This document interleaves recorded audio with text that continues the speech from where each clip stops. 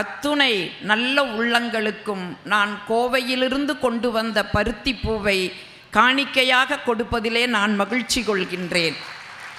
உங்கள் எல்லாருக்கும் ஒரு சந்தேகம் வரலாம், எத்தனையோ மனம் வீசக்கூடிய மலர்கள் இருக்கும்போது வாசமே இல்லாத பருத்தி பூவை எதற்கு எங்களுக்கு தருகிறாய்ன்னு நீங்கள் கேட்கலாம்.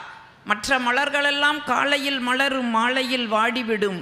ஆனால் பருத்தி ஒன்றுதான் வெடித்து பஞ்சாகி நூலாகி உலக மக்களின் மானத்தை காக்கின்ற ஆடையாக மாறுவதால் அதையே உங்களுக்கு காணிக்கையாக தந்து, முதலிலே நாம் எல்லோரும் சேர்ந்து நம்முடைய தமிழக அரசிற்கு ஒரு மிகப்பெரிய நன்றியை சொல்ல வேண்டும். அது உங்கள் கைதட்டலாக இருந்தால் ரொம்ப நல்லா இருக்கும்னு நான் நினைக்கிறேன். இதை எதுக்கு நான் சொல்கிறேன் அப்படின்னா, ஒரு காலகட்டத்தில் சீனாவில் ஒரு மங்கோலிய மன்னன் அரசனாக பதவியேற்றான். அப்படி அரசனாக அவன் பதவி ஏற்ற உடனே அவன் போட்ட முதல் கட்டளை என்னன்னா, இந்த நாட்டில் இருக்கிற அத்தனை புத்தகங்களையும் எரிச்சிருங்கன்னு சொன்னான். எரிச்சிட்டாங்க. ஏன் புத்தகங்களையெல்லாம் எரிக்க சொன்னீங்கன்னு கேட்கும்போது அந்த மன்னன் சொன்னா, இந்த புத்தகங்களையெல்லாம் படித்தால் மக்கள் அறிவாளி ஆகிவிடுவார்கள், அறிவாளிகளை கொண்டு நாட்டை ஆள்வது கடினம், அதனால் மக்கள் எப்பொழுதுமே முட்டாளாக இருக்கணும், அதனால தான் அந்த புத்தகத்தை எல்லாம் எரிக்க சொன்னேன்னு சொன்னார். உடனே எல்லாரும் கேட்டாங்க, புத்தகங்களை வேணால் நீங்கள் எரிச்சிடலாம், படைப்பாளிகள் இருக்கிறாங்களே அவங்கள நீங்கள் என்ன செய்வீங்கன்னு கேட்கும்போது அதற்கு அந்த மங்கோலிய மன்னன் என்ன செஞ்சான்னா, அத்தனை படைப்பாளிகளையும் கொன்று அவர்களுடைய எலும்புகளையெல்லாம் வரிசையாக அடுக்கி சீன பெருஞ்சுவரை கட்டினான் என்று வரலாறு சொல்லுகிறது என்று சொன்னால், அந்த மன்னன் மக்கள் அறிவாளியாக கூடாதுன்னு நினச்சா. ஆனால் நம்முடைய அரசோ மக்கள் நூல்களை படித்து சிறந்த அறிவாளிகளாக ஆக வேண்டும், படைப்பாளிகள் உருவாக வேண்டும் என்று மாவட்டம் முழுவதும் ஆண்டுதோறும் இந்த புத்தக திருவிழாவை நடத்தி கொண்டிருக்கிறது என்று சொன்னால், உண்மையிலேயே இந்த நேரத்திலே நாம் அத்துணை பேரும் நம்முடைய தமிழக அரசிற்கு ஒரு நன்றியை தெரிவித்து, எனக்கு கொடுத்திருக்கிற தலைப்பு சிரிப்போம் சிந்திப்போம். அதுக்கு முன்னே என்னுடைய கொங்கு தமிழை கேட்கின்ற சென்னை தமிழுக்கு என்னுடைய இன்னொரு பாராட்டு. ஏன்னா உங்களுக்கெல்லாம் தெரியும் எங்களுடைய கொங்கு தமிழ் எப்படி இருக்குன்னு உங்களுக்கு தெரியும். எங்களுடைய காய்கறி மார்க்கெட்டில் போய் நாங்கள் அக்கா எப்படி கீரை அப்படின்னு கேட்டால் எங்கள் அக்கா சொல்லுவாங்க, கட்டு 10 ரூபா கன்று 15 ரூபா கன்றுன்னு சொல்லுவாங்க. இதே வாசகத்தை எடுத்துட்டு உங்கள் கோயம்பேடு மார்க்கெட்டில் வந்து எப்படி கீரைன்னு கேட்டால் எனக்கு என்ன, நான் நல்லாதான் கீரை அப்படிம்பீங்க. ஒரே வார்த்தை தான், ஒரே வாசகம்தான். எங்கள் ஊர் காய்கறி மார்க்கெட்டில் போய் எப்படி உருளை அப்படின்னு நாங்கள் கேட்டால் உருளைக்கிழங்குக்கு அக்கா விலை சொல்லுவாங்க 25 ரூபா 30 ரூபாய்ன்னு சொல்லுவாங்க. உங்ககிட்ட வந்து எப்படி உருளைன்னா இது நம்ம மார்க்கெட்டு, நீ எப்படி வேணாலும் உருளும்பீங்க. ஒரே வார்த்தை தான், ஆனால் இடத்துக்கு இடம் மாறுது. அதனால தான் ஒரு புலவன் ரொம்ப அழகாக எழுதுனா, சங்கம் வைத்து தமிழை வளர்த்த அந்த சங்கத்தமிழை சென்னை தமிழ் இஸ்துக்குன்னு போச்சுன்னு சொல்லி ஒரு கவிஞன் எழுதுனான்னு சொன்னால், உங்களுடைய தமிழுக்கும் என்னுடைய வணக்கத்தை சொல்லி, குறிப்பாக இன்றைக்கி பெண்களுக்கு நான் மிகப்பெரிய பாராட்ட சொல்லியே ஆகணும். ஏம்மா எத்தனை தொலைக்காட்சியில் எத்தனை சீரியல் இருக்குது, அத்தனையும் விட்டுட்டு இந்த நேரத்தில் இங்கே வந்து உட்கார்ந்துருக்கிறீங்களே, உண்மையில் உங்களுக்கு மிகப்பெரிய பாராட்டுமா. ஏன்னா ஒரு காலகட்டங்களில் பார்த்தீங்கன்னா காதலும் வீரமும் 2 கண்கள்னாங்க. அதுக்கப்புறம் உழவு தொழிலும் நெசவு தொழிலும் 2 கண்கள்னாங்க. இன்னைக்கு மாறி போச்சு, டிவியும் செல்ஃபோனும் தான் 2 கண்களும் மாறி போயிருக்குது. நீங்கள் எங்கள் ஊரில் ஒரு திருடனை பிடிச்சிட்டாங்க, பெண்கள் எல்லாம் வீட்டுக்கு திருட வந்த திருடனை பிடிச்சிட்டாங்க. எல்லாம் ஆச்சரியப்பட்டு கேட்டாங்க. காவல்துறை நண்பர் கேட்டார், எப்படிம்மா திருடனை பிடிச்சிங்கன்னு. சார், அவன் வீட்டுக்கு பின்பக்கம் ஏறி உள்ளே குதிச்சிருக்கிறா, நாங்கள் பார்க்கல. சரி எப்பமா பிடிச்சிங்கன்னு. உள்ளே வந்தவன் பீரோவை திறந்துருக்கிறா, அப்பவும் நாங்கள் பார்க்கல. சரி எப்பத்தான் அந்த திருடனை பிடிச்சிங்க. பீரோவில் இருந்த நகையெல்லாம் எடுத்திருக்கிறா, பணத்தை எல்லாம் எடுத்திருக்கிறா. சரி, அப்போ பிடிச்சிங்களான்? சார் அப்பவும் பிடிக்கல சார். அப்போ எப்போதாம்மா பிடிச்சிங்க? பசிக்குதுன்னு சொல்லி 4 தோசையை சுட்டு சாப்பிட்ருக்கிறா. அப்போவாவது பிடிச்சிங்களா? அப்பவும் இல்லைங்க. சரி, எப்போதாம்மா பிடிச்சிங்க? இருங்க சார் சொல்கிறேன். நாங்கள் பார்த்துட்டு இருக்கிற டிவியை வந்து தூக்குனாம் பாருங்க, கரெக்டாக கேட்ச் பிடிச்சிட்டோன்னு. ஏன்னா இன்னைக்கு டிவி இல்லாமல் வாழ்க்கையே இல்லை. இதை விட நேற்று வாட்ஸ்அப்பில் ஒரு செய்தியை பார்த்தேன். ஒருத்தன் சொல்கிறான், நான் செல்லு பார்த்துட்டே பக்கத்து வீட்டுக்கு போயிட்டேன்னா. அப்புறம் என்னடா ஆச்சுன்னு பதறினா இவ. ஒன்றுமில்ல, அந்த அம்மா வாட்ஸ்அப் பார்த்துட்டு ஒரு டீயை போட்டு கொடுத்துதே, குடிச்சிட்டு நான் வந்துட்டேன்னா. இப்போ இன்னைக்கு அப்படி மாறி போயிருக்கும்போது அதையெல்லாம் விட்டுட்டு இங்கே வந்து உட்கார்ந்துருக்கிறீங்க. உண்மையிலேயே உங்களுக்கு என்னுடைய மனதார வாழ்த்துக்களை சொல்லி, வாய் விட்டு சிரிச்சா நோய் விட்டு போகும்னு நான் சொன்னேன். இதை ஒரு கூட்டத்தில் போய் நான் சொன்னேன், வாய் விட்டு சிரித்தால் நோய் விட்டு போகுன்னு. ஒரு பெரியவர் சொன்னார், அம்மணி நீ சொல்கிறது 100க்கு 100 உண்மைதான்னாரு. எப்படிங்க ஐயான்னு கேட்டேன். வீட்டில் போய் வாய் விட்டு சிரிச்ச, என் மனைவி என்னை விட்டுட்டு போயிட்டான்னாரு. அதுக்கு நான் பொறுப்பில்லை, பொதுவாக சொல்கிற, நல்ல மனதார சிரிச்சு பாருங்க. அப்படி சிரிப்பில் என்ன இருக்குது? இப்போ நம்முடைய சகோதரர் ரொம்ப அழகாக சொன்னார், வாழ்வியலை எப்படி அணுகணும், எப்படியெல்லாம் அதையை நம்ம அனுபவிக்கணும்னு சொன்னார். ஏன் சிரிக்கணும் அப்படின்னு சொல்கிறேன்னா, நல்லா வாய் விட்டு சிரிச்சோன்னு வைங்க, நம்முடைய உடம்பில் இருக்கிற தசைகள் எல்லாம் சுருங்கி விரியுமா. அப்படி சுருங்கி விரிஞ்சா மாரடைப்பே வராதுன்னு விஞ்ஞானம் சொல்லுது. நம்ம ஆளுக்கு பாரடைப்புனாலே மாரடைப்பு வரும், அது வேற கதை. ஆனால் நல்லா வாய் விட்டு சிரிச்சோம்னா தசைகள் சுருங்கி விரியுமாமா, அப்போ மாரடைப்பு வராதுன்னு நமக்கு சொல்கிறாங்கன்னா, நீங்கள் யோசிச்சு பாருங்க. நம்ம அப்படி தினம் சிரிக்கிறோமா? தினம் அப்படி சிரிக்கிறோமா? நீங்கள் வெளிநாடுகளெல்லாம் போய் பாருங்க, 5 நாள் வேலை செய்வா, 2 நாள் ₹1,00,000 கொடுத்தாலும் வேலை செய்ய மாட்டா சனி ஞாயிறு. ஏன்? அவனுக்கு ஒரு அந்த மன அழுத்தத்தை போக்குறக்கு, ஒரு ரிலாக்ஸ் பண்ணுறக்கு ஒரு இடம் வேணும். வெளிநாடுகளில் நிறைய இடங்கள் இருக்குது. அதில் லாஃபிங் கிளப் அப்படின்னு ஒரு இடம் இருக்கா. அங்கே போய் $700 $800 கொடுத்துட்டு தனி ஒரு மனுஷனாக உட்காந்து கெக்க புக்கேன்னு சிரிச்சிட்டு வர்றாங்க வெளிநாட்டில். ஆனால் நம்ம நாட்டில் தான் வாழ்க்கையோடு மகிழ்ச்சி இருக்குது. இது தெரியாமல் நம்ம இருக்கிறோம். நீங்கள், எனக்கு கல்யாணமான புதுசில் எங்கள் அப்பா வந்து சீர்சனத்தையாக அவருக்கு எதுவும் தர்றக்கு வசதி இல்லை. அதனால் இந்த டிவிஎஸ் 50 அது அப்போ தான் ஃபேமஸ்ஸு, செகண்ட்ஸில் வாங்கி கொடுத்தாரு. அது செகண்ட்ஸில் வாங்கி கொடுத்தாரு. அது போகிற அளவு பார்த்திங்கன்னா ஒரு 20-25க்கு மேலே போகவே போகாது. அதில் போகிறக்கு நடந்தே போயிடலாம்.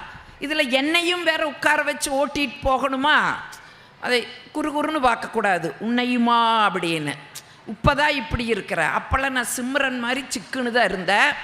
ஒரு நம்பிக்கை தாங்க வாழ்க்கை. அதனால் சிக்குன்னு தான் இருந்தேன். என்னையும் உட்கார வச்சு ஓட்டிகிட்டு போகணும். குக்கிராமம் எங்களுடைய ஊர். வண்டித்தடம், இந்த மாதிரி தாரோடெல்லாம் கிடையாது, வண்டித்தடம். அந்த வண்டித்தடத்தில் போகும்போது 10 எருமை மாடு குறுக்க மேய்ஞ்சிட்டு இருந்தது. என் வீட்டில் அவர் கேட்டார், ஏன்னா அவருக்கு கோபம் எங்கள் அப்பா மேலே. செகண்ட்ஸில் டிவிஎஸ் 50 வாங்கி கொடுத்துருக்குறாரேன்னு அவருக்கு ஒரு கோபம். அதனால் அந்த கோபத்தில் கேட்டார், என்னடி உன்ற சொந்த பந்தமெல்லாம் இங்கே நிற்குதுன்னாரு. சொன்ன உடனே நான் அப்படியே சுதாகரிச்சுக்கிட்டு சொன்னேன், ஆமாங்க, எல்லாம் என்ற சொந்த பந்தம் தாங்க, கல்யாணத்துக்கு அப்புறம் வந்த சொந்த பந்தம்ங்க. இது என் மாமியாளுங்க, இது என் மாமனாருங்க, இது என் மச்சாண்டார், இது என் நங்கையா கொழுந்தியான்னு சொன்னேன். நீங்கள் நம்பவே மாட்டீங்க, அந்த மனுஷனுக்கு சிரிப்பு வந்து வண்டியை கீழே போட்டு உளுந்து சிரிச்சார். அப்புறம்தான் நான் யோசித்தேன், வாழ்க்கைக்குள்ளே இவ்வளவு மகிழ்ச்சி இருக்குதா? இதை தொலைச்சிக்கிட்டா நம்ம மகிழ்ச்சி எங்கேன்னு தேடிட்டு இருக்கிறோன்னு நீங்கள் யோசிச்சு பாருங்க. அன்றாட நம்முடைய வாழ்க்கையிலும் இந்த மகிழ்ச்சி இருக்குதுங்க. இது நமக்கு தெரியறதில்ல. கவிஞர் தாமரை ஒரு கவிதை எழுதியிருப்பாங்க. அதாவது இன்னைக்கு ஆண்களும் வேலைக்கு போகிறாங்க, பெண்களும் வேலைக்கு போகிறாங்க. இந்த சூழலில் ஒரு பெண்ணோட காலை பொழுது எப்படி விடியுதுன்னு சொல்லி கவிஞர் தாமரை ஒரு கவிதை எழுதியிருப்பாங்க. நின்று பேச நேரம் இல்லை, நினைத்து பார்ப்பதற்கு தெம்பும் இல்லை, ஓட்டமே கால்களுக்கு செருப்பு, மறதியே நினைவுகளுக்கு மருந்து, காப்பிக்கு கத்தும் கணவன், சீருடை காணவில்லை என்று கூக்குரலிடும் வாரிசுகள், வேலை தவறாமல் மருந்து மாத்திரை கொடுக்க வேண்டிய மாமன் மாமி, அடுப்பிலே கொதிக்கும் பருப்பு, அசந்தால் பொங்கிவிடும் பால். நீங்கள் நிறைய வீடுகளில் புருஷனும் பாலும் ஒன்று தாங்க. பால் அடுப்பில் வச்சுட்டு பொங்கும் பொங்குன்னு பார்த்துட்டே இருப்போம். பொங்கவே பொங்காது, சனிய பொங்காதுன்னு நினச்சிட்டு திரும்புவோம், படக்குன்னு பொங்கிரு. நீங்கள் அப்போ அசந்தால் பொங்கும் பால். இத்தனை பரபரப்புகளுக்கிடையே ஒரு பெண்ணினுடைய காலை வேலை விடுகிறதுன்னு சொல்லி கவிஞர் தாமரை எழுதியிருப்பாங்க. இது அன்றாட எல்லா வீடுகளிலும் நடக்குது, இது நமக்கு தெரியறதில்லை. இப்போ இது எல்லாம் நான் மேடையில் சொல்லும் பொழுது தான் நம்ம வாழ்க்கையிலே இப்படி நடக்குதான்.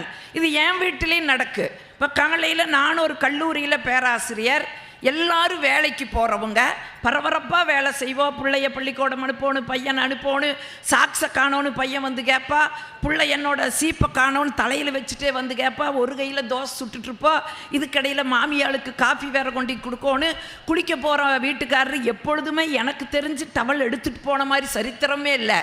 பேஸ்ட்டு, ப்ரஷ்ஷு, தண்ணி எல்லாம் நான் தான் எடுத்து வச்சுட்டு வந்து ஒரு தோசையை ஊற்றும் போது அம்மா டவல் எடுக்கலேம்பார்.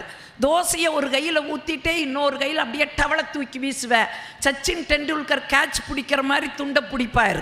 எனக்கு ஒரு ஆசை இருக்குது, ஒரு நாள் தப்பி தவறி மறந்து போய் துண்டை வீசுறதுக்கு பதிலாக இந்த தோசை திருப்பியை தூக்கி ஒரு வீசுனா என்ன அப்படின்னு ஒரு பரபரப்பு. இது எல்லாவற்றையும் தாண்டி என்ன தெரியுங்களா, இந்த கம்ப்யூட்டர் காலத்தில் அவருக்கு முதுகு வேற தேய்க்கணும். போய் அது முதுகையும் பரபரப்பாக தோசை ஊற்றிட்டு தேய்க்கல பெரிய அப்படியே நிற்பார். வேட்டை கருப்பராயஞ்சாமி ஏட்ட கையில் அருவாள் மட்டும்தான் இல்லை, பெரிய வைரமுத்து. இவர் கவிதை பேசுவார். இவ்வளவு அழகாக முதுகு தேய்க்கும் செப்படி வித்தையை எங்கடி கத்தாயின்னு கவிதை வேற. நான் பரபரப்பாக சொல்லிட்டு வருவேன், ஏங்க எங்கள் வீட்டில் 10 எருமை மாட்டை நான் தானுங்க தேய்ச்சி குளிச்சுக்கிட்டு இருந்தேன்னு சொல்லி அதுக்கும் பரபரப்பாக பதில் சொல்லிட்டு இப்போ மேட்ச் ஆகுது பார்த்தீங்களா. தாமரை எழுதி அந்த கவிதைக்கும் அன்றாட நம்முடைய வாழ்க்கைக்கு இது மேட்ச் ஆகுதா இல்லையா? அப்போ நம்முடைய வீட்டுக்குள்ள மகிழ்ச்சி இருக்குதுங்க. அந்த மகிழ்ச்சியை தொலைச்சிக்கிட்டு எங்கே மகிழ்ச்சி அப்படின்னு நம்ம சிரிக்க மறந்து இருக்கிறோம். சரி, இப்போ யாரு தான் சிரிக்கிறாங்க அப்படின்னு உங்களுக்கு ஒரு கேள்வி வரல. யார் தெரியுங்களா சிரிக்கிறாங்க? பிறந்த குழந்தை ஒரு நாளைக்கு 200 முறை சிரிக்குதான். பிறந்த குழந்தை எந்த காரணமும் இல்லாமல் ஒரு நாளைக்கு 200 முறை சிரிக்குதா. எங்க அந்த குழந்தைக்கு தானே வளர்ந்து நாம் இப்படி வந்து நின்றுருக்கிறோம். அப்போ 200 முறை சிரித்தோம்னா இன்னைக்கு நம்ம எத்தனை முறை சிரிக்கிறோமா? ஒரு கணக்கெடுப்பு சொல்லுது, ஒரு நாளைக்கு நம்ம 13 முறை தான் சிரிக்கிறோமா. 13 முறை தான் சிரிக்கிறோமா.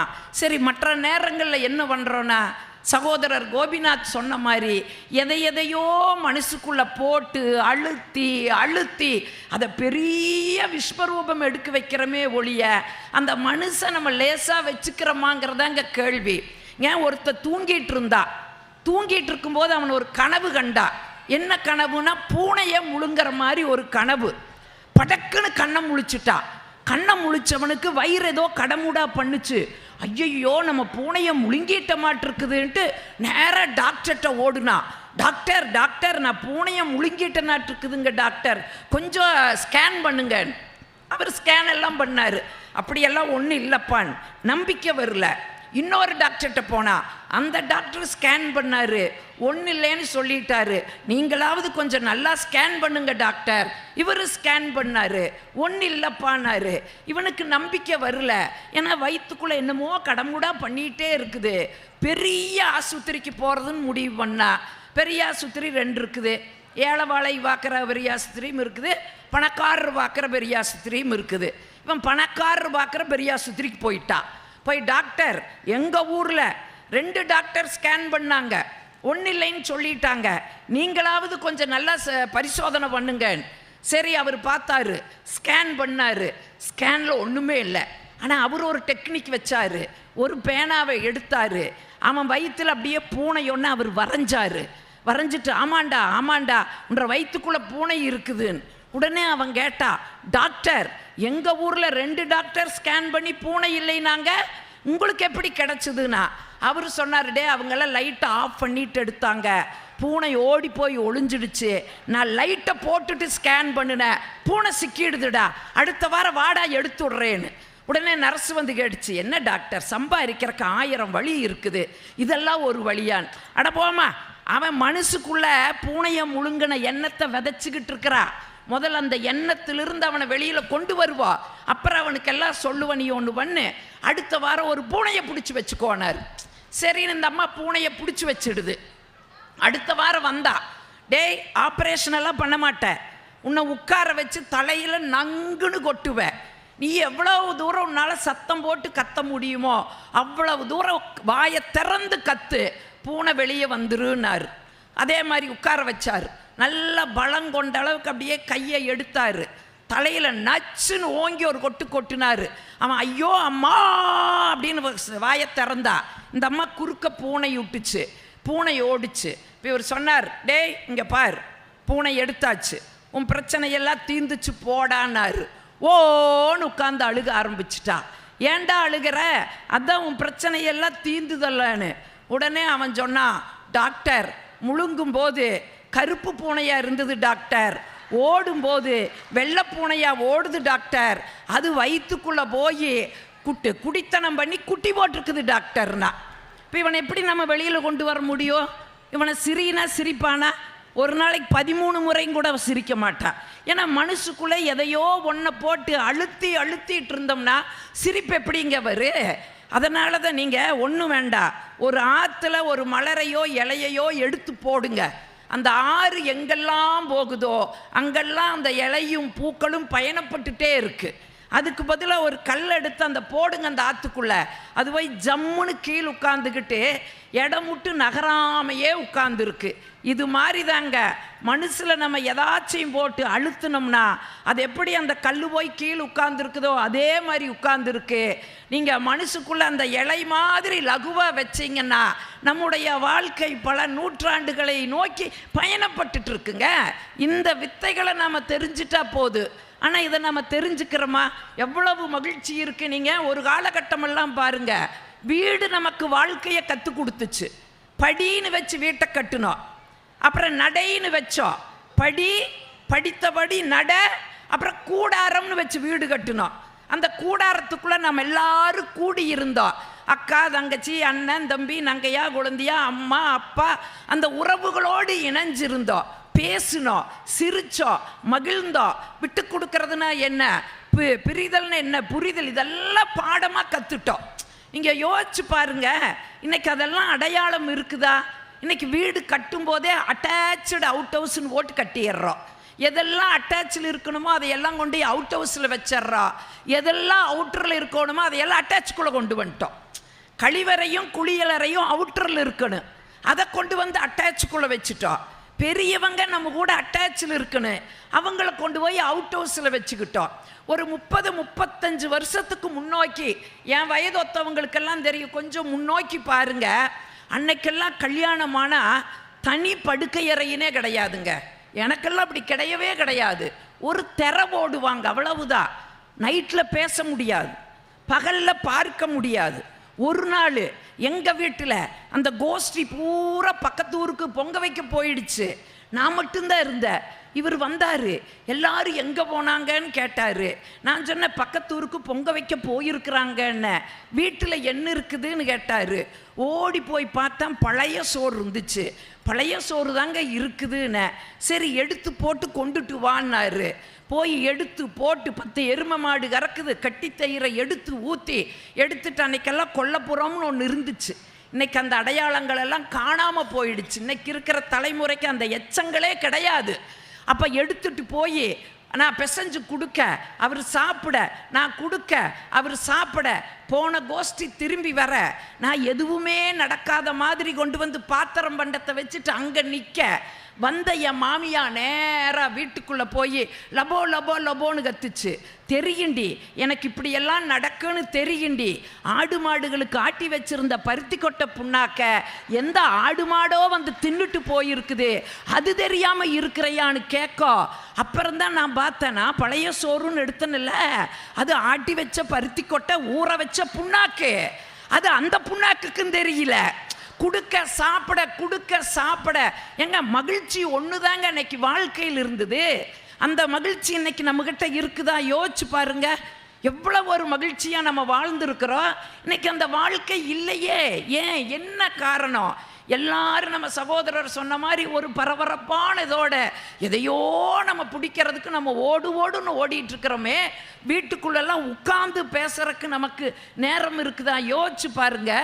அன்னைக்கெல்லாம் எங்கள் பாட்டி ஒன்று சொல்லுவா, நல்ல கணவன் வரணும்னா எங்கள் அப்பத்தா கிளவி சொல்லிகிட்டே இருப்பா, வெள்ளிக்கிழமை துர்க்கை அம்மன் கோயிலுக்கு போ, எலும்பச்சம்பழத்தை அறு, புழிஞ்சு நெய் போட்டு தீபம் போடு, நல்ல கணவன் வரும். யாரு? எங்கள் அப்பத்தா கிளவி. அதோடு விடமாட்டா. வெள்ளிக்கிழமை விரட்டுவா. ஓடுறி போய் துர்க்கை அம்மனுக்கு போடுறி விளக்கு. ஓடி போய் எலும்பிச்சம்பழத்தை அறுத்து நெய் தீபம் போட்டு ராகு காலத்தில் போட சொன்னா. ராகு காலத்திலேயே போட்டேன். ஒரு நாள் சொல்கிறாங்க, பொண்ணு பார்க்க வர்றேன்னு சொல்கிறாங்க. சொல்லும்போது மனசுக்குள்ள ஒரு பயம் இருந்தாலும் ஒரு ஆசை. அந்த ஆணழகன், அந்த பேரழகன், அந்த பௌர்ணமி நிலா எப்படி இருக்கு? ஏன்னா எல்லாருக்கும் ஒரு ஏக்கம் இருக்கும் இல்லை? கோபிநாத் சொன்ன மாதிரி எனக்கும் அந்த ஏக்கம். உடனே அந்த கூட்டமாக வர்றாங்க. பட்டாளமாக வந்ததில் எது மாப்பிள்ளைன்னு தெரியல. எங்கள் அப்பத்தா டப்பத்தா இதில் எது என் மாப்பிள்ளை? எங்கள் அப்பத்தா காமிச்சது அங்கே வேற ஒன்று பப்பரக்கான்னு உட்கார்ந்து இருக்குது வேறு, அதுதான் உன் மாப்பிள்ளை. நிமிந்து பார்க்க முடியல. ஏன்? அச்சம், மடம், நாணம், பயர்ப்பு. அப்படியே ஓரக்கண்ணால் பார்த்தா இதயத்துக்குள்ள ஒரு இடி விழுகுது. அது பௌர்ணமி நிலாவாக இருக்குன்னு நினச்ச 13 அம்மாவாசையை வடிகட்டுனா ஒரு கலரு. ஐயோ அப்பத்தா, இந்த கருவாயனை நான் கட்ட மாட்டேன் அப்பத்தா. ஏன்னா 4 எழுத்து படிச்சிருக்கிறோம் இல்லை? கட்ட மாட்டேன் அப்பத்தா. ஏன் அப்பத்தா சொல்கிறா? உங்கள் அப்பா கௌரவமாக பொழைச்சிருக்கிறா. சபையில் அவனுக்குன்னு ஏதாச்சும் ஒரு தலைகுனிவை ஏற்படுத்தினீ ஆற்றி தலைய அவளே தலையை பிடிச்சி ஆட்டி விட்டுட்டான். பொண்ணு சம்மதிச்சாச்சு. கல்யாணம் முடிஞ்சுதுங்க. அங்கே போனால் அதை விட பேரிடி காத்துட்ருக்குது. இன்னைக்கெல்லாம் தான் நம்ம சொத்துக்கு சொத்து, நிலத்துக்கு நிலம், வீட்டுக்கு வீடு தான் பார்க்குறோம். அன்னைக்கெல்லாம் பரம்பரைக்குன்னு ஒரு பேர் இருக்குது. அந்த பரம்பரையை வச்சு தான் பொண்ணு கொடுப்பாங்க. என் பரம்பரை என்ன பரம்பரை தெரியுமா? புளியடிச்சு பொழைச்ச பரம்பரை. நாங்கள் என்ன நினச்சோம்? இதுக்கு துப்பாக்கி எடுத்துகிட்டு போய் காட்டில் வேட்டையாடி பொழைச்ச பரம்பரைன்னு நினச்சோம். இது அங்கே போனவருக்கு தான் தெரிஞ்சுது இதுக்கு அங்கெல்லாம் போய் வேட்டையாடல. ரோட்டோரத்தில் இருக்கிற புறம்போக்கு புளிய மரத்துலலாம் புளியங்காய் அடித்து பழைச்ச பரம்பரை. அப்பத்தா பொய் சொல்லிட்டாங்க அப்பத்தா. எங்க அப்பத்தா சொல்கிறா, 1000 பொய் சொல்லி கல்யாணம் பண்ணுன்னு சொன்னாங்க. அவங்க ஒரு பொய் தானே சொன்னாங்க. போ முடிக்கிட்டுட்டா. இதை விட என்ன கொடுமை தெரியுங்களா? தூங்கும்போது 1.5 HP மோட்ரு ஓடுற சத்தம், கொரட்ட சத்தம், தூக்கமே வராது. ஐயோ அந்த வீட்டுக்கு போக மாட்டேன்னு அப்பத்தா கொரட்டை போடுறாரு அப்பத்தா. எங்க அப்பத்தா இடிச்சு மறுபடியும் போ, அந்த வீடு அவங்க தான் உனக்கு தெய்வம், அந்த வீடு தான் கோயில், லாபமோ நஷ்டமோ போ, அனுசரித்து போ அப்படின்னு அனுப்பிச்சு விட்றதுக்கு ஒரு அப்பத்தா கிழவி அன்னைக்கு வீட்டில் இருந்தா. இன்னைக்கு வீட்டில் அப்பத்தா கிழவி இருக்கிறாளா? ஒன்று ஞாபகம் வச்சுக்குங்க, வீட்டில் ஒரு பாட்டி இருக்கிறான்னு சொன்னால் ஒரு மருத்துவமனையே அந்த வீட்டில் இருக்குதுன்னு அர்த்தங்க. ஒரு பல்கலைக்கு அதே மாதிரி ஒரு இப்போ தாத்தா வீட்டில் இருந்தாருன்னா ஒரு பல்கலைக்கழகம் அந்த வீட்டில் இருக்குதுன்னு அர்த்தங்க. இன்னைக்கு எத்தனைய நம்ம இழந்துட்டுருக்கிற யோசிச்சு பாருங்க. இன்னைக்கு வாழ்க்கை எப்படி மாறி போயிருக்குது. ஒன்றும் இல்லை, 6 மாதத்துக்கு முன்னே என் மாப்பிள்ளை எனக்கு ஒரு மெசேஜ் அடிக்கிறாரு, அத்தை உங்கள் ப்ராடக்ட் ஒழுங்காகவே வேலை செய்வதில்லை. யாரு? என் மகா. நான் பார்த்தேன் இது ஏதோ கோக்குமா காகுதேடா சாமின்ட்டு நான் ஒரு மெசேஜ் அடிச்சுட்டேன், மாப்பிள்ளை அந்த ப்ராடக்டை உங்களுக்கு சேல் பண்ணி பல வருஷம் ஆயிடுச்சு, வாரண்டி பீரியடும் தீர்ந்து போச்சு, அந்த ப்ராடக்ட் ஒழுங்காக வேலை செய்யலினா இந்த கம்பெனி பொறுப்பேற்காது அப்படின்னு நான் ஏங்க யோசிச்சு பாருங்க. எல்லாமே ஒருவருக்கொருவர் தம்பி சொன்ன மாதிரி அந்த விட்டு கொடுத்து போகிறதுல தாங்க வாழ்க்கை ஜெயிச்சுக்கிட்டு இருக்குது. இன்னைக்கு அந்த மாதிரி சூழல்கள் எப்படி மாறி போயிருக்குது. இந்த மகிழ்ச்சியெல்லாம் நமக்கு எங்கே? கடையில் வாங்குகிற பொருளா, காசுக்கு கிடைக்கிற பொருளா, எல்லாம் நமக்குள்ளே இருக்குதுங்க. கொஞ்சம் ஒரு ரசனையாக பார்த்தோன்னு வைங்க, அது மகிழ்ச்சிங்க.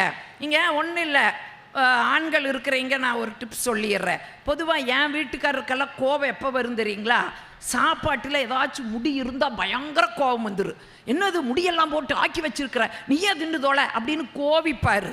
அதனால் எப்பவுமே அவருக்கு நான் சொல்கிற டிப்ஸு தான் உங்களுக்கும் சொல்கிறேன். ஒரு சமயம் ஏன்னா நாங்கள் வெள்ளிக்கிழமை ஆயில் பாத் எடுத்து எங்கேயோ தப்பி தவறி ஒன்று வந்து விழுந்துடுச்சுன்னா கோபிக்காதீங்க சகோதரர்களே, அப்படியே அதை கையில் எடுங்க. அந்த முடியை கையில் வச்சுட்டு அன்பு மனைவியை அருகில் கூப்பிடுங்க. வாம்மா வாம்மா, இந்த முடி இலையில் இருந்தாலும் அழகு, உன் தலையில் இருந்தாலும் அழகு அப்படின்னு ஒரு கவிதையை வாசிங்க சார். அடுத்த நாள் இருந்து அந்த அம்மா இலக்கணம் சுத்தமாக செய்யுமா இல்லையான்னு பாருங்க. அதை விட்டுட்டு என்ன இளவு முடியெல்லாம் போட்டு ஆக்கியிருக்கிறீங்கன்னா அந்த அம்மா சொல்லு, ஏங்க தினம் நீங்கள் தாங்க கேட்டுகிட்டே இருக்கிறீங்க லைஃப்பில் ஒரு சேஞ்ச் வேணும், ஒரு லைஃப்பில் சேஞ்ச் வேணும்னு, ஒரு சேஞ்சுக்கு தான் இதை போட்டு ஆக்குனேன்னு பதில் வரும். அதை நாம் எப்படி அணுகிறோமோ அந்த அணுகிற விதங்களில் தாங்க நமக்கு இந்த மாதிரி திரும்பி வரும். ஒன்று ஞாபகம் வச்சுக்குங்க, நாம் எதை கொடுக்குறோமோ அதுதாங்க நம்மளுக்கு திரும்பி வரும். அதைத்தான் அவர் ரொம்ப அழகாக சொன்னார். எதை நம்ம கொடுக்குறோமோ அதுதான் நமக்கு திரும்பி வரும். இந்த சந்தேகம் யாருக்கு வந்ததுன்னா, அக்பர் பீர்பால் கதை நீங்கள் கேட்டிருப்பீங்க நிறையா. ஒரு நாள் அக்பர் பீர்பால் கிட்ட கேட்குறாரு, என்ன பீர்பால், என்னமோ எதை கொடுக்குறோமோ அது உடனே திருப்பி கிடைக்கும்னு சொல்கிறாங்க, உண்மையானு? ஆமாங்க அரசேன்னாரு. உண்மையா கரெக்டாக சொல்லுங்க, எதை கொடுக்குறோமோ அதுதான் திருப்பி கிடைக்குமான்னு? கிடைக்குங்க அரசே, அதுதான் கிடைக்கும். பேச பேசவே என்ன பண்ணிட்டாரு அக்பர், பீர்பால் கன்னத்தில் பலார்னு ஒரு அறை விட்டுட்டார். சொல்லுங்க பீர்பால், எதை கொடுத்தமோ அது திருப்பி கிடைக்குன்னு சொன்னீங்களே, இப்போ கிடைக்குமா? எனக்கு அடிச்சிருவீங்களா, அடிச்சுட்டு போயிடுவீங்களா அப்படின்னு கேட்குறாரு. பீர்பால் புத்திசாலி இல்லையா, சிரிச்சுட்டு வெளியில் வர்றாரு. வாயிற்காவலம் வெளியே நின்னார். அவங்கன்னத்தில் பலார்னு பீர்பால் ஒன்று விட்டார். இது இன்னைக்கு அரசர் தொடங்கி வச்ச விளையாட்டு.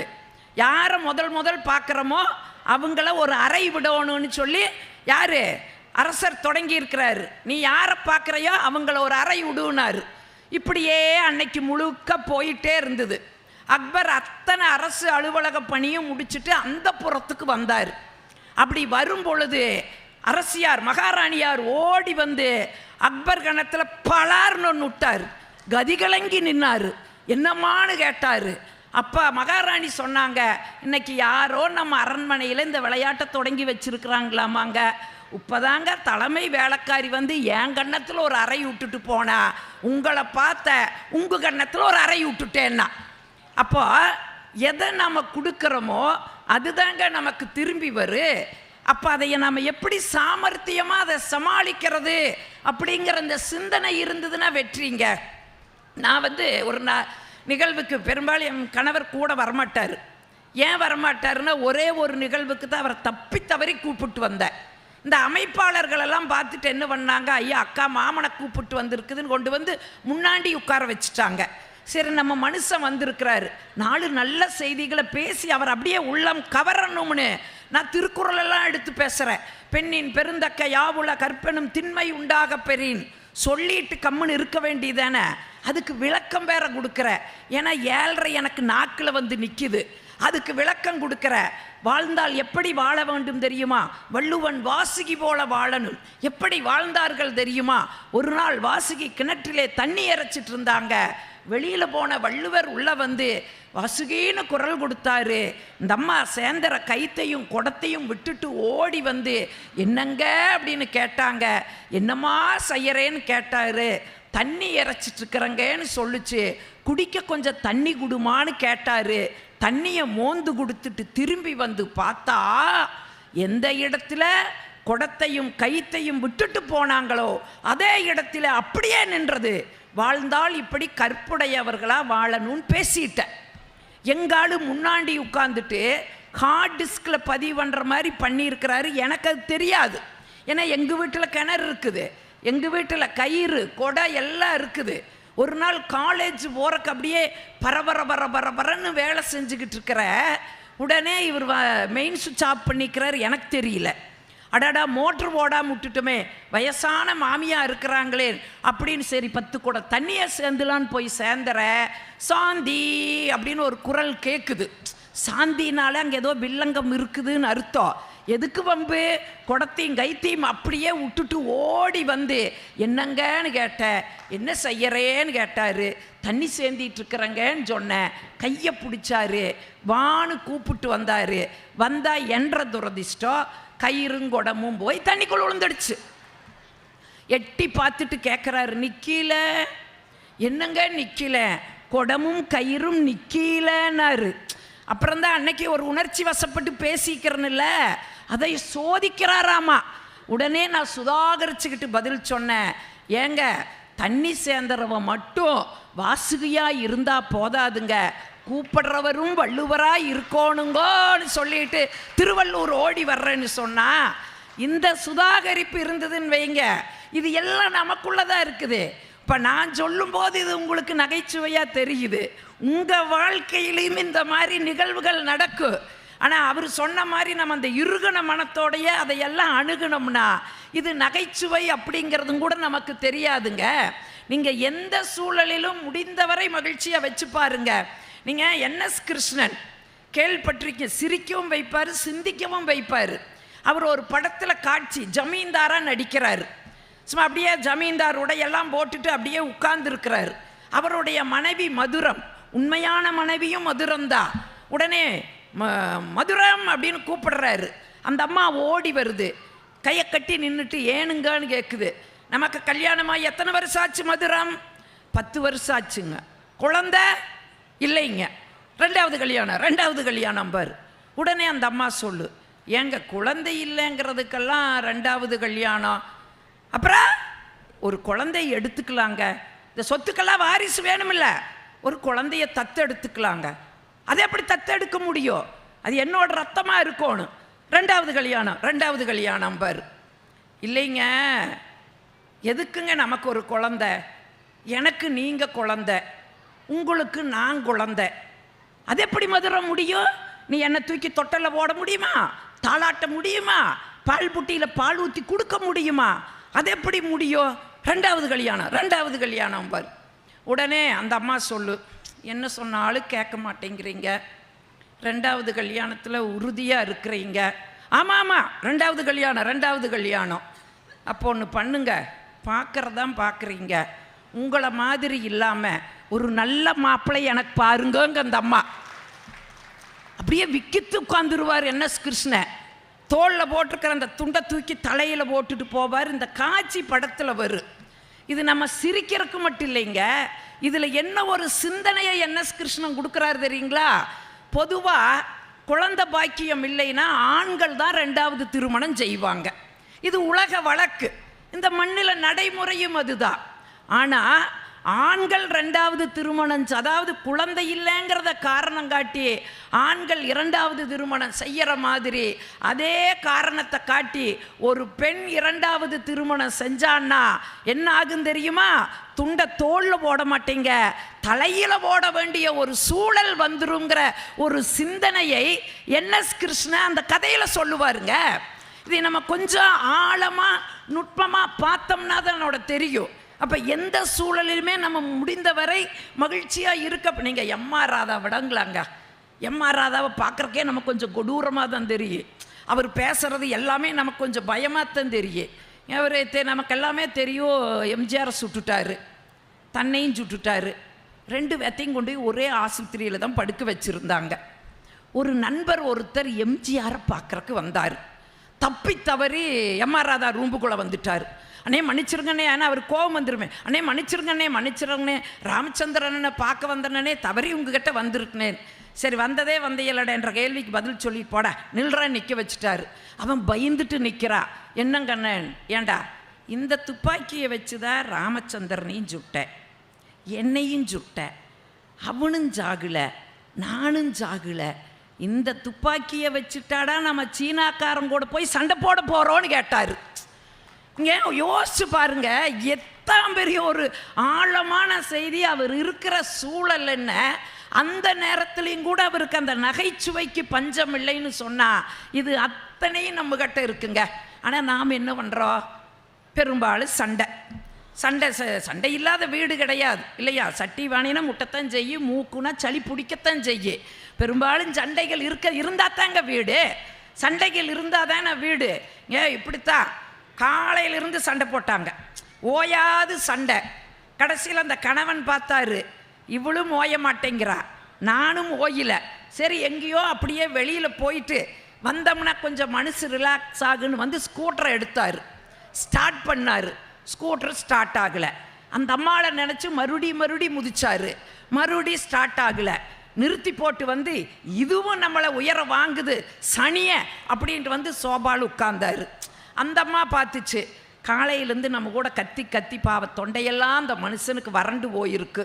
சரி ஒரு காஃபியை போட்டு கொடுப்போமே அப்படின்னு அந்த அம்மா காஃபியை போட்டு கொண்டுட்டு வந்துச்சு. உடனே இவர் முடிவு பண்ணார், ஓ காப்பியை கொடுத்து நீ சமாதானம் பண்ண பார்க்குறியா, இரு இதை வச்ச சண்டையை ஆரம்பிக்கிறேன் பாரு. காப்பி சூடாக இருந்தால் கேட்க போகிறேன், ஓ நான் நெருப்பு கோழியா இதை குடிக்கிறக்கு, இல்லை காப்பி ஆறி இருந்ததுன்னா நான் என்ன சூடு சொரணை இல்லாதவனா இப்படி கொடுத்துருக்கிறேன்னு ஆரம்பிப்போன்னு காப்பியை வாங்கினார். வாங்கிட்டு வாய்க்கிட்ட கொண்டு போனார். மிதமாக இருந்துச்சு. அடாடா சண்டை போட வழி இல்லை, சரி ரைட் குடிப்போ, சர்க்கரை இருந்தாலும் சண்டை போடுவோம் இல்லைனாலும் சண்டை போடுவோன்னு நினச்சிக்கிட்டு ஒரு வாய் தாங்க வாயில் ஊற்றுனாரு. என்ன ஆச்சரியம் தெரியுமா, சர்க்கரை இல்லை. புலம்ப ஆரம்பிச்சிட்டார். இந்த குடும்பத்துக்காக நான் ஓடா தேஞ்சு உழைச்சி சம்பாரிச்சு ஒரு ஸ்பூன் சர்க்கரைக்கு கதி இல்லையான்னு. அந்த அம்மா ஒன்றும் பேசலை, மௌன நிலையில் கிட்டத்தட்ட அது யோக நிலைக்கு போயிடுச்சு. ஒரு ஸ்பூனை எடுத்துகிட்டு வந்தது, அந்த டம்ளருக்குள் விட்டு இப்படின்னு கலக்குச்சு. அப்புறம் குடித்தாரு. சர்க்கரை இருந்தது. எப்படி சர்க்கரைக்கடி எது டம்ளருக்கடியில் சர்க்கரை இருக்குதோ அதை வச்சுக்கிட்டு நம்ம டம்ளர் முழுவதும் சுவையை தேடுற மாதிரி நம்முடைய வாழ்க்கையில் மகிழ்ச்சி இருக்குது. அந்த மகிழ்ச்சியை தொலைச்சிக்கிட்டு எங்கே மகிழ்ச்சி எங்கே மகிழ்ச்சி எங்கே மகிழ்ச்சின்னு நம்ம தேடிட்டு இருக்கிறோமே, இது கொஞ்சம் நியாயமாக நம்ம யோசிச்சு பாருங்க. கொஞ்சம் உட்கார்ந்து நீங்கள் சிந்திச்சு பாருங்க, எங்கே வாழ்க்கையினுடைய அந்த நிறைவு எங்கெங்க இருக்குது. 15 வருஷம் கல்யாணமான தம்பதி, சண்டை சச்சரவு ஒன்றும் கிடையாது. கோபிநாத் சொன்ன மாதிரி பேரம் பேத்தி கொள்ளு பேரம் கொள்ளு பேத்தி எல்லாம் எடுத்துட்டு அப்புறம் பிரச்சனையை பேசுகிற மாதிரி எந்த சண்டையும் கிடையாது. எல்லாரும் பேட்டி எடுக்கிறாங்க. ஏங்க உங்களுக்குள்ள சண்டை இல்லைங்க, சான்ஸே இல்லைங்க, எப்படிங்க சண்டை வராமல் இருக்கு? அது கணவன் பேசி மனைவி பேசாமல் இருப்பாங்களான்னு. பேச மாட்டாளுங்க. சும்மா சொல்லுங்க, எப்பாச்சும் ஒரு தடவையாவது சண்டை வந்துருக்குன்னு. இல்லைங்க சண்டை இல்லைங்க. எப்படிங்க சண்டை வராமல் இருக்கு? எப்படிங்க அவள் பேசுவா? அவள் தான் ஊமைங்களாச்சுன்ட்டான். அவள் ஊமை, பிரச்சனை இல்லாமல் போகுது. எல்லாரும் கேட்ட பிறகு அவனுக்கு ஒரு ஆசை, இவளும் என்னமோ சொல்லணும்னு ஆசைப்படுறா. சரி எதுக்கு டாக்டர்கிட்ட கூட்டிகிட்டு போவோம், போய் பரிசோதனை பண்ணுவோம், பேச முடிஞ்சுன்னா அவளை பேச வைக்கவர். டாக்டர்கிட்ட கூட்டிகிட்டு வந்தா. டாக்டர் என் மனைவி என்னமோ சொல்லணும்னு ஆசைப்படுறா, நீங்கள் எதுக்கு ஒரு பரிசோதனை பண்ணி பாருங்க டாக்டர். அவர் எல்லா பரிசோதனையும் பண்ணார். பண்ணிட்டு சொன்னார், ஒன்றும் பிரச்சனை இல்லை, எக்ஸ்ட்ரா சதை வளர்ந்துருக்குது, ஆப்ரேஷன் பண்ணால் உன் மனைவி கலகலன்னு பேசுவான்னு சொன்னார். 6 லட்சம் ஆகுனாரு. 3 வட்டிக்கு வாங்கினா 6 லட்சத்தை கட்டுனா ஆப்ரேஷன் சக்சஸ். அவன் வந்து கேட்டா, டாக்டர் என் மனைவி போ 8ஆம் நம்பர் ரூமில் எகிரி பேசிக்கிட்டு இருக்கிறா, போய் பாருனா. போனா கதவை திறந்தா, கணவனை பார்த்தா, 15 வருஷம் பேசாததை 10 நிமிஷத்தில் பேசி முடிச்சா. வாழ்க்கையில் உன்னை கட்டி நான் என்ன சுகத்தை கண்ட, நகையுண்டா நட்டுண்டா இருந்து பெத்தவங்க என்னை கொண்டு வந்து பாலுங்கணத்தில் தள்ளி, ஐயோ நான் ஆட்டுக்கல்லாக இருந்தால் ஊரே ஆட்டி இருக்குமே, அம்மியாக இருந்தால் ஊரே அரைச்சிருக்குமே, அத்தனையும் போச்சே அப்படின்னு பேசுனா. கதவடைச்சா, திரும்பி வந்தா, டாக்டர்கிட்ட சொன்னா, டாக்டர் 6 வட்டிக்கு வேணாலும் வாங்கி கட்டுறேன் டாக்டர், அவளை மறுபடியும் ஊமையாக்குங்க டாக்டர்னா. இப்போ டாக்டருக்கு கோபம் வந்துச்சு. ஏண்டா வேணும்னா திறக்கிறதுக்கு வேண்டானா அடைக்கிறதுக்கு இது என்ன வாய்க்கா வரப்பாடா, ஒன்று செய்ய 50,000 கட்டுறா, உன்னை நான் ஜெவிடாக்கிடுறேன்னாரு. சரி இதுலேருந்து நீ என்ன தான் சொல்ல வர்ற அப்படின்னு நீங்கள் கேட்கலாம். வீட்டில் ஒரு சிக்கல்னு வந்துச்சுன்னா வாயிருந்தும் ஊமைகளாய் காதிருந்தும் செவிடர்களாக இருந்து பாருங்க. கணவன் பேசும்போது மனைவி ஊமையும் ஜெவிடா இருங்க. மனைவி பேசும்போது பேசுமா நீ பாட்டுக்கு பேசமான்னு காதில் பஞ்ச வச்சுக்கிட்டு காது கேட்காதவராகவும் ஊமையுமா நடிச்சு பாருங்க. வாழ்க்கையில் எவ்வளோ பெரிய வெற்றி காத்து இருக்குது இல்லைங்களா? இன்னும் புரிகிற மாதிரி ஒரே வார்த்தையில் சொல்கிற, கோயிலுக்கு போகிறீங்களா ஓம் ஓம்னு சொல்லுங்க, வீட்டுக்கு வர்றீங்களா ஆம்னு சொல்லுங்க. அத்தனை சிக்கலுக்கும் தீர்வு இருக்குதே. இந்த தீர்வு கிடைக்காம நம்ம எங்கே போகிறோம்? மனநல மருத்துவர்கிட்ட போகிறோம். இங்கே ஒரு காலகட்டங்களெல்லாம் கல்யாணத்துக்கு வீட்டில் இருக்கிற பெரியவங்க புத்திமதி சொல்லுவாங்க. இன்னைக்கு திருமணத்திற்கு முன்பு மனநல மருத்துவர்கிட்ட மணமகனையும் மணமகளையும் கூட்டிகிட்டு போய் அவங்க திருமண வாழ்க்கைனா என்ன அப்படிங்கிற ஆலோசனையை தந்து அப்புறம் திருமணம் பண்ணுற ஒரு சூழலுக்குள்ளே நம்ம மாறி இருக்கிறோமே. யோசிச்சு பாருங்க. சரி, அப்படித்தான் பேசினாலும் அந்த திருமண வாழ்க்கையில் இன்னைக்கு ஒரு கணக்கெடுப்பு சொல்லுது. அன்னைக்கெல்லாம் புரிஞ்சுக்கிட்டு வாழ்ந்தோம். இன்னைக்கெல்லாம் 65% நீதிமன்றத்தில், குடும்ப நீதிமன்றத்தில் விவாகரத்து கேட்டு வழக்கு இருக்குதுன்னா அதுக்கு என்ன காரணம்னு ஒரு இதையும் யோசிச்சு பாருங்க. ஒன்னே ஒன்றுங்க, அன்னைக்கு சண்டை வந்ததுன்னா இப்போ அந்த காலமெல்லாம் எனக்கு நினைவு வருது.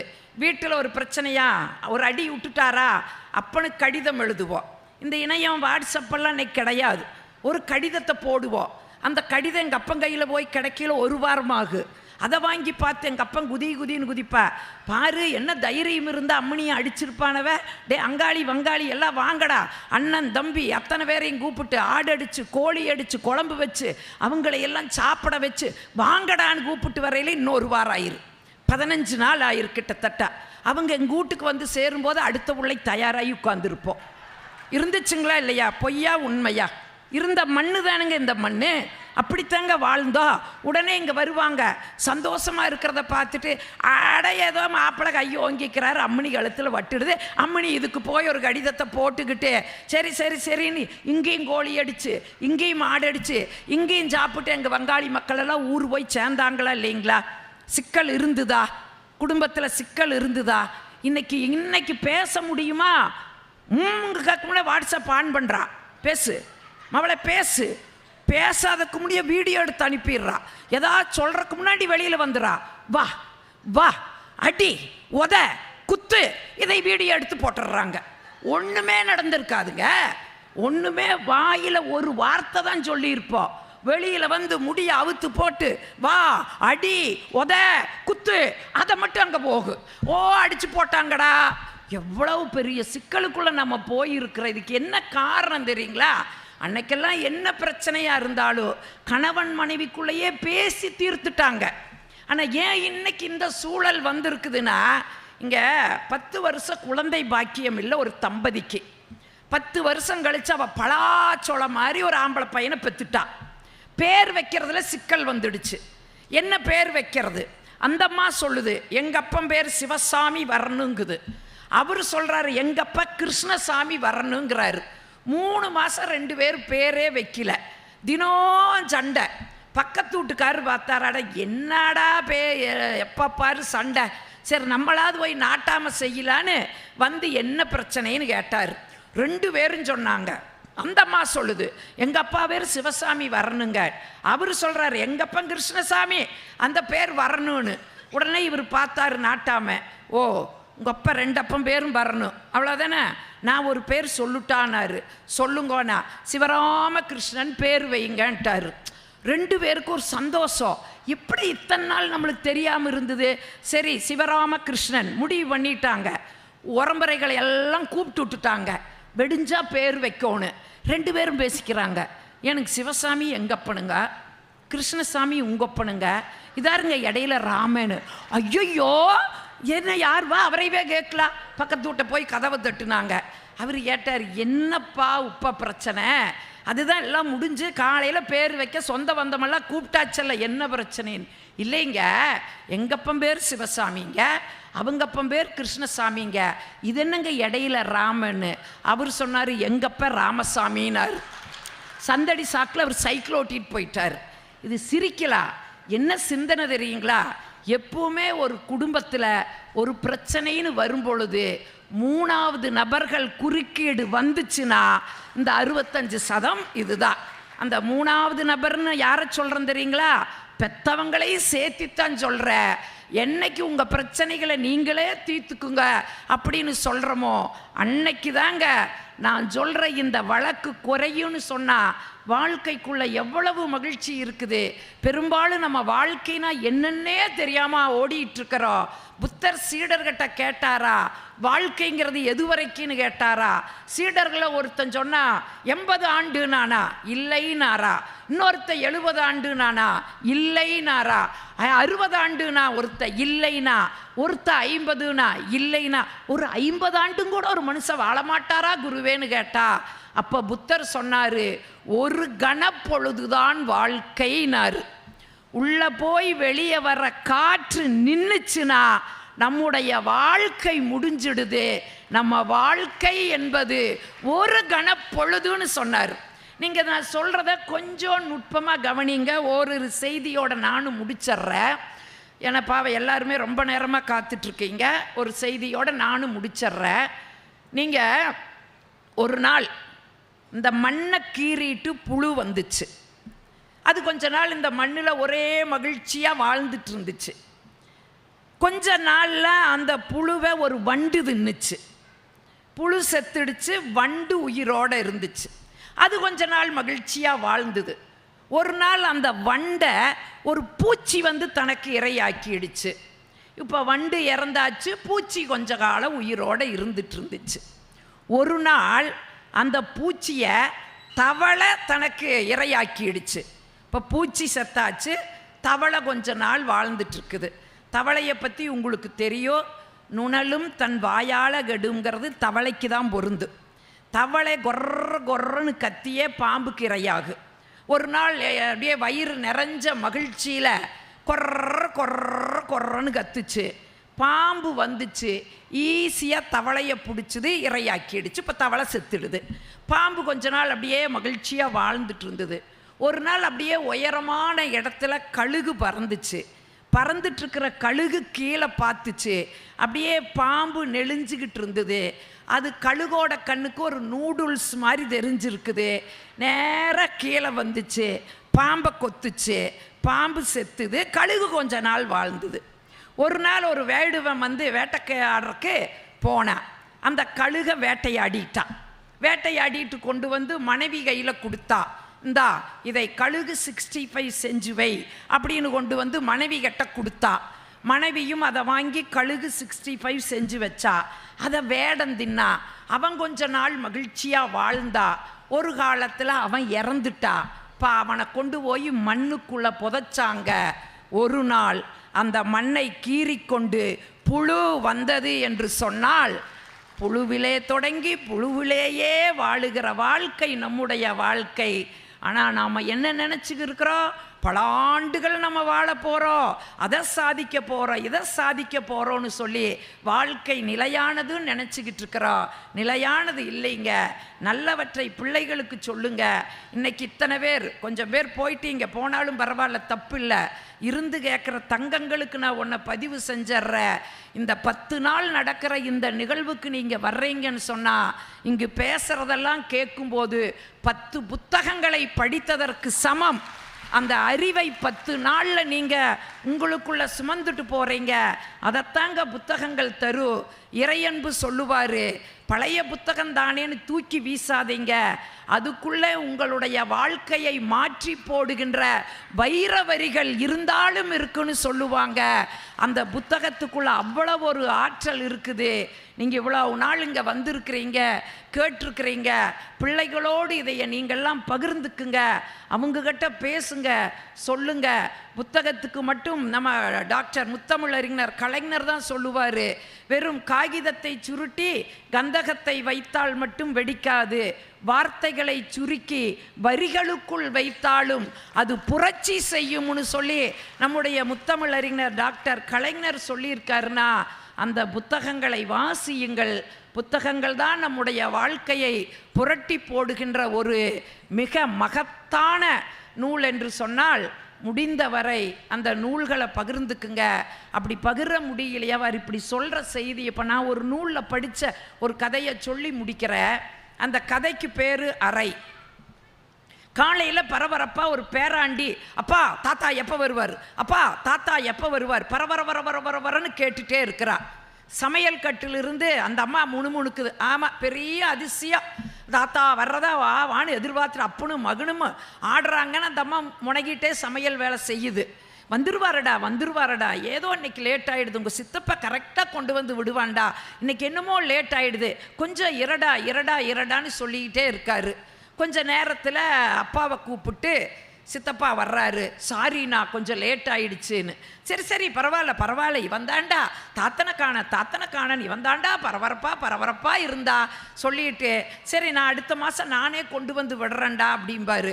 உடனே தம்பி சொல்லுவா, அண்ணா உனக்கு எதுக்குன்னா அந்த சிரமம், நானே வந்து அப்பாவை கூட்டிகிட்டு போயிடுறேண்ணா அப்படின்னு தம்பி கிளம்பி போயிடுவா. ஒரு மாதம் அந்த தாத்தாவோட பேரை ஒரே மகிழ்ச்சியாக இருப்பா. ஒரு மாதம் முடிஞ்சிரு, சித்தப்பா கரெக்டாக அடுத்த 1ஆம் தேதி வந்து நிற்பார். தாத்தாவை கூப்பிட்டு போவார். இந்த பேராண்டி அப்படியே சோகமாக நின்று அப்படியே தாத்தாவுக்கு கை காட்டுவா. தாத்தா போன பிறகு அவங்க அப்பா கிட்ட வந்து கேட்பா, அப்பா தாத்தா இங்கே ஒரு மாதம் அங்கே ஒரு மாதம் இருக்கிறாராப்பான்னு. ஆமாம் தங்கம், நாங்கள் 2 பேரும் ஒரு ஒப்பந்தம் பண்ணிட்டோம்.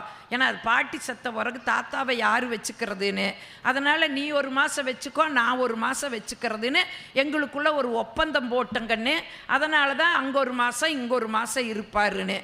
உடனே இந்த பையன் கேட்பா, ஏப்பா தாத்தா அங்கே ஒரு மாதம் இங்கே ஒரு மாதம் இருப்பார், தாத்தாவுக்கு 2 பையன் இருக்கிறாங்க, அதனால் ஒரு மாதம் இங்கே இன்னொரு மாதம் அங்கே, உனக்கு நான் ஒரே ஒரு பையன் தானப்பா, ஒரு மாதம் நான் வச்சுக்குவேன், இன்னொரு மாதம் உன்னை யாரப்பா வச்சுக்குவாங்கன்னு அந்த பையன் கேட்பா. இதுதாங்க கதை. உடனே அந்த வார்த்தை அவரோட கன்னத்தில் வந்து பலார்னு அரைஞ்ச மாதிரி இருக்குது. இப்போ இந்த செய்திகளையெல்லாம் நம்ம எங்கிருந்துங்க எடுக்கிறோம்?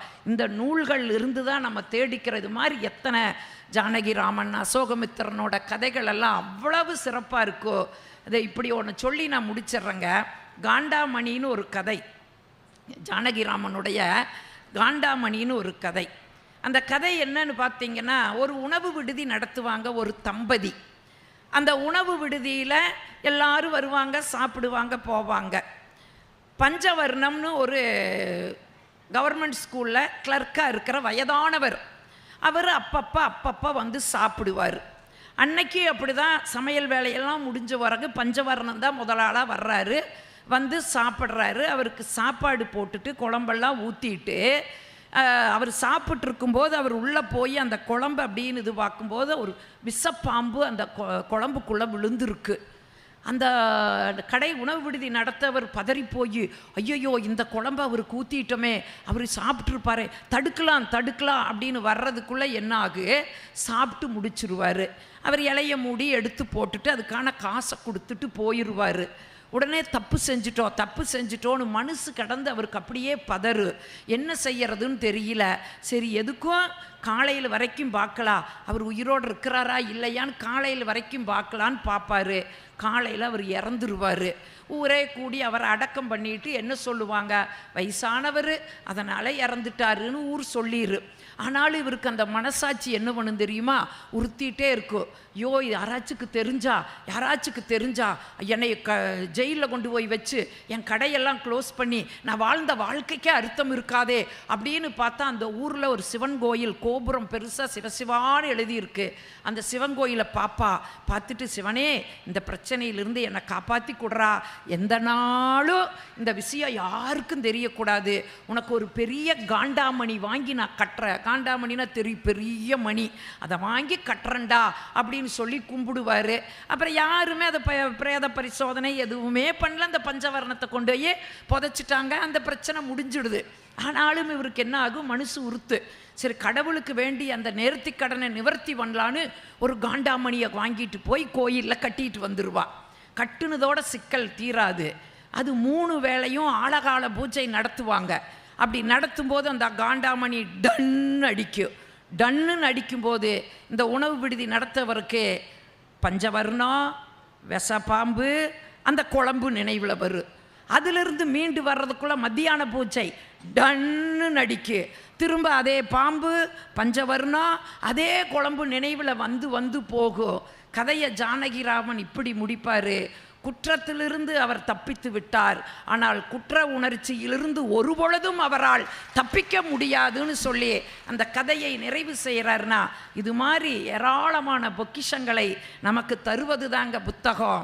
வர்றீங்க 10 நாள் நல்ல செய்தியை கேட்குறீங்க, 10 நாளில் பயனா ஏதோ ஒரு புக்கை வாங்கிட்டு போங்க, ஒரு வருஷம் கூடி படியுங்க, அதை குடும்பத்தோடு பரிமாறிக்குங்க. அடுத்த ஆண்டு ஒரு புத்தகத்தை வாங்குங்க. நம்முடைய வீட்டில் புத்தகங்களும் நூலகங்களாகும். நம்ம குடும்பத்தில் இருக்கவங்களோடு நாம் உட்கார்ந்து வெட்டிக்கதை பேசுகிறப்போ, செல்ஃபோனை பார்த்துக்கிட்டு இருக்கிறப்போ, இந்த ஒரு கருத்தை பரிமாறும்போது நம்ம குடும்பத்தில் இருக்கிறவங்களுக்கு அது போய் சேரு. அவங்க இன்னொருத்தர்கிட்ட போய் சொல்லும்போது, எங்கிருந்து உனக்கு இந்த செய்தி கிடைச்சது, அப்படியே பல காதுக்கு போகும்போது நாமும் ஒரு படைப்பாளியாக மாறுகிறோம் என்று சொன்னால், புத்தகத்தை வாங்குங்கள், படியுங்கள். வாழ்க்கையைத்தான் படைப்பாளிகள் படைப்பாக தந்திருக்கிறார்கள். படைப்பாளிகளினுடைய படைப்புகள் தான் நம்முடைய வாழ்க்கை என்று சொன்னால் வியந்து கேட்ட உங்கள் அத்துணை பேரையும் வணங்கி விடைபெறுகிறேன். நன்றி, வணக்கம்.